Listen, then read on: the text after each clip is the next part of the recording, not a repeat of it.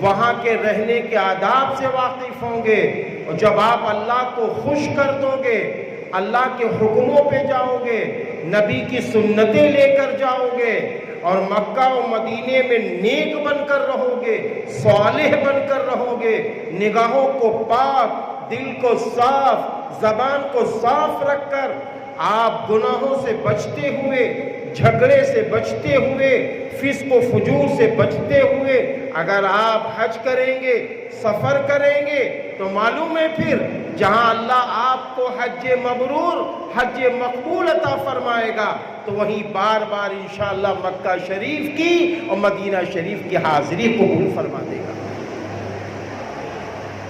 اس لیے ہماری اور آپ کی سب سے پہلی ذمہ داری ہے کہ اپنے میزبان کو پہچانیے، قربان ہو جائیے اپنے اس میزبان اللہ پر کہ اے میرے اللہ، ہم تو گاؤں کے رہنے والے تھے، ہم تو قصبے کے رہنے والے تھے، ہم سے بڑے کروڑ پتی، کھرب پتی خالی کوئی یہ بہانہ کرتا رہا کہ آج نہیں اگلے سال، اگلے سال نہیں اگلے سال، کوئی کہتا رہا میری بیٹیاں ہیں ہم کیسے جائیں، کوئی کچھ کہتا رہا، کوئی کچھ کہتا رہا، انہیں توفیق نہ ملی۔ آپ شکر ادا کرو اللہ پاک کا کہ حضرت ابراہیم علیہ السلام نے جب آواز لگائی تھی، بیت اللہ جب تعمیر ہو گیا تھا، تو حضرت ابراہیم علیہ السلام نے فرمایا تھا اے میرے اللہ، یہاں طواف کون کرے گا، حج کون کرے گا؟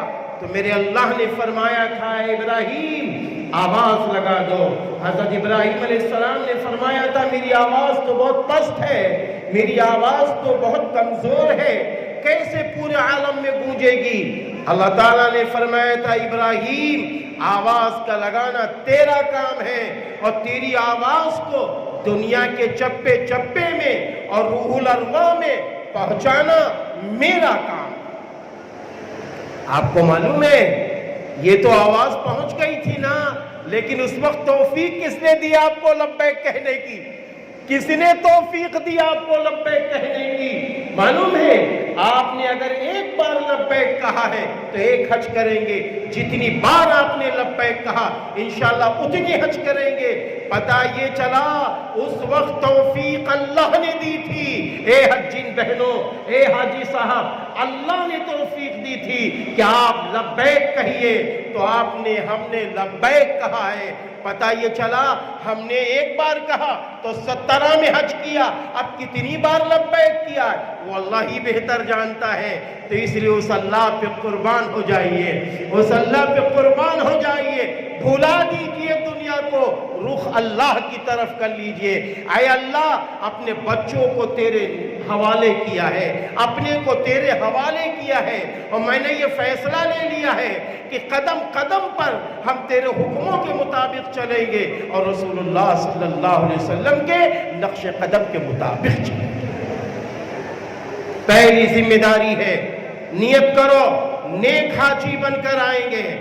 نیک حاجی، آپ کو معلوم ہونا چاہیے سماج میں اگر حاجی بھٹک جاتا ہے تو لوگ یہ نہیں کہتے فرقان نے غلط کیا ہے، عرفان نے غلط کیا ہے، کہتے ہیں کیسے حاجی ہو، شرم آتی ہے تمہیں؟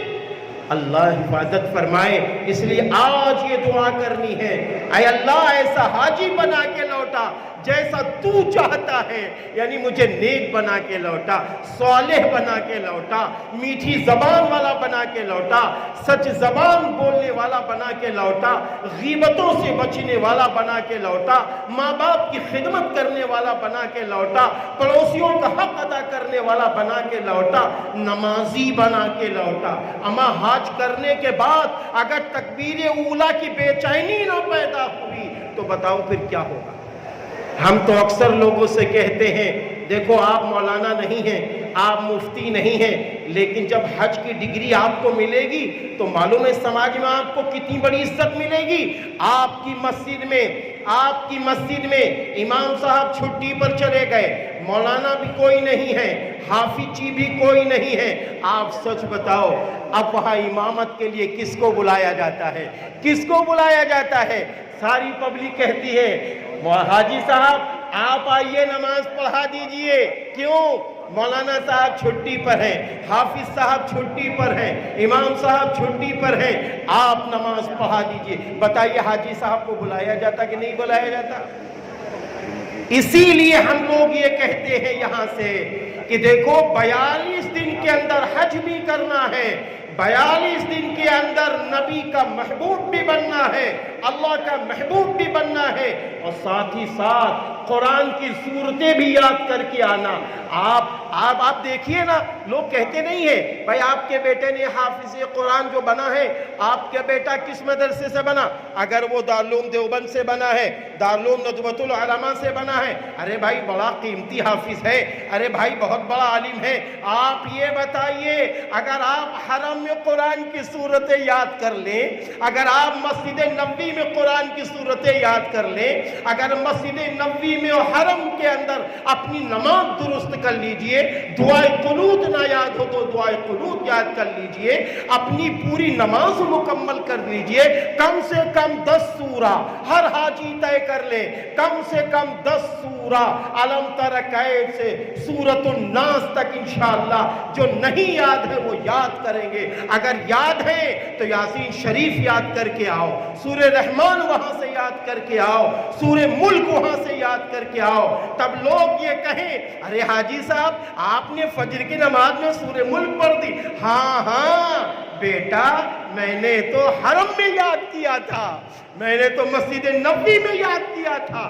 جب یہ جملے آپ کہیں گے، میں قسم خدا کی کھا کے کہتا ہوں آپ کا دل خوش ہو جائے گا، آپ باغ ہو جائے گا۔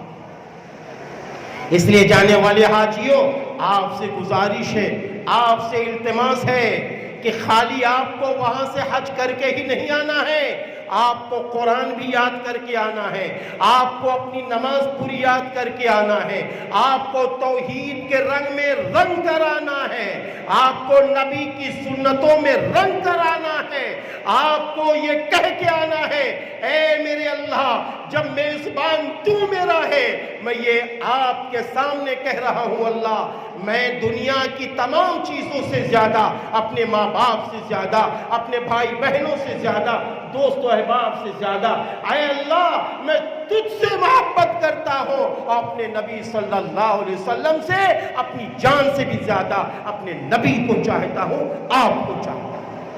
یہ فیصلہ کر کے آنا پڑے گا، خالی حاجی بن کے آنا کمال نہیں ہے، حاجی کی صفات کے ساتھ آنا کمال ہے، خالی حاجی صاحب بن کر آنا کمال نہیں ہے، حاجی والا مزاج بنا کر آنا کمال ہے۔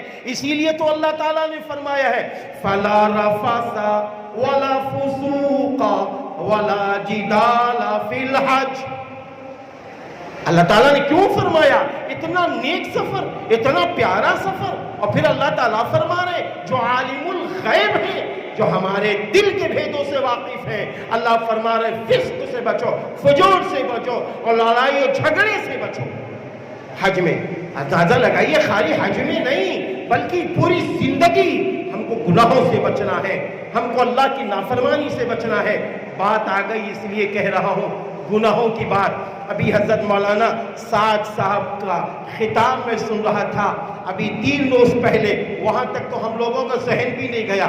حضرت مولانا خطاب میں فرما رہے تھے، حضرت مولانا خطاب میں فرما رہے تھے کہ دیکھو سنو، ایک حدیث شریف کا مفہوم ہے، ایک حدیث شریف کا مفہوم ہے، انسان جب اکیلے میں گناہ کرتا ہے کوئی نہیں دیکھتا، کوئی نہیں دیکھتا۔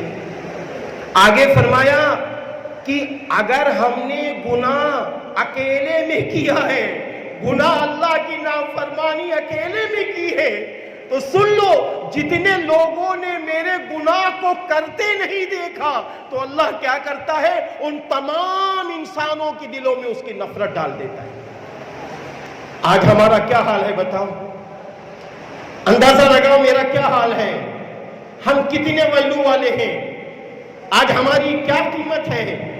پتہ یہ چلا کہ گناہ ہمارے اندر بہت ہو رہے ہیں، بہت ہو رہے ہیں، نماز پڑھ کے بھی گناہ ہو رہے ہیں، قرآن پڑھ کے بھی گناہ ہو رہے ہیں، حج کر کے بھی گناہ ہو رہے ہیں۔ آئیے ہم آپ ایک فیصلہ یہ بھی لے لیں کہ نہ انشاءاللہ ظاہر میں گناہ کریں گے، نہ انشاءاللہ باطن میں گناہ کریں گے، نہ کسی کے سامنے گناہ کریں گے، نہ تنہائی میں گناہ کریں گے۔ اس لیے یہ آپ کو 42 دن جو مل رہے ہیں، اس میں آپ کو ایک یہ بھی عادت ڈالنی ہے کہ انشاءاللہ ہم گناہوں سے بچ کر انشاءاللہ حج کریں گے، اللہ کی نافرمانی سے بچ کر حج کریں گے۔ جانے والے حاجیوں